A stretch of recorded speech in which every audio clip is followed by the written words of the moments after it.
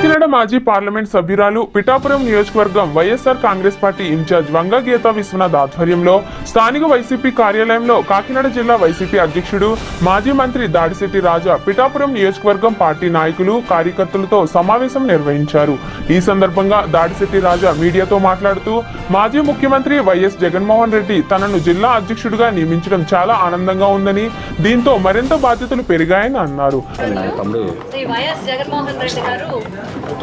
రాష్ట్ర వ్యాప్తంగా కూడా పార్టీ యంత్రాంగాన్ని పటిష్టం చేయడానికి సంస్థాగత నిర్మాణాన్ని గ్రామ స్థాయి నుంచి వార్డు స్థాయి నుంచి రాష్ట్ర స్థాయి వరకు పటిష్టంగా ఏర్పాటు చేయడానికి అనుబంధ సంస్థలు అదేవిధంగా పార్టీ కేడర్ అంతా కూడా ఉత్తేజపరచడానికి నిర్ణయం తీసుకోవడం జరిగింది.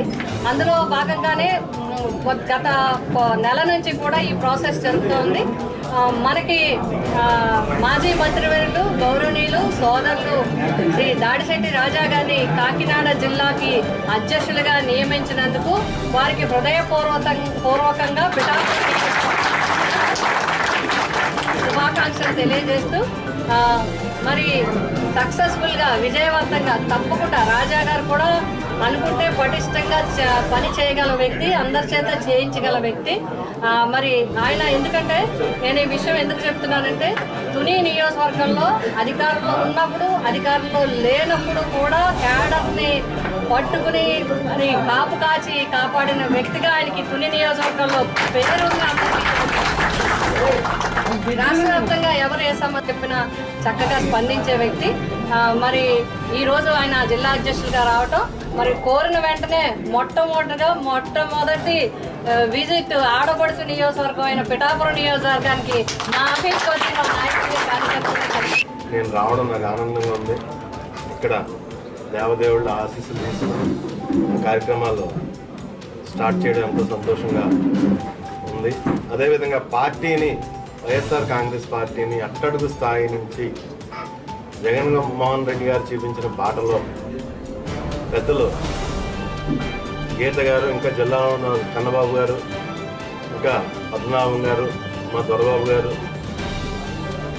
ఈ పెద్దల సలహాల మేరకు ఈ జిల్లాలో పార్టీని పటిష్టపరిచి అట్టడుగు స్థాయి నుంచి కమిటీలు ఏర్పాటు చేసి వచ్చే ఎన్నికలకి పూర్తిగా సన్నద్ధం చేసి 100% రిజల్ట్ వచ్చే విధంగా మేమందరూ కలిసి కష్టపడతాం అని చెప్పేసి మీ అందరికీ తెలియజేసుకుంటున్నాను.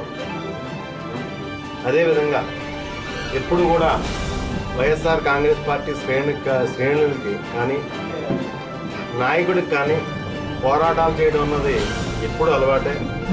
ఖచ్చితంగా బాధ్యతాయుతమైన ప్రతిపక్షంగా మా వంతు బాధ్యత నిర్వర్తిస్తామని చెప్పి తెలియజేసుకుంటూ సెలవు తీసుకుంటాం.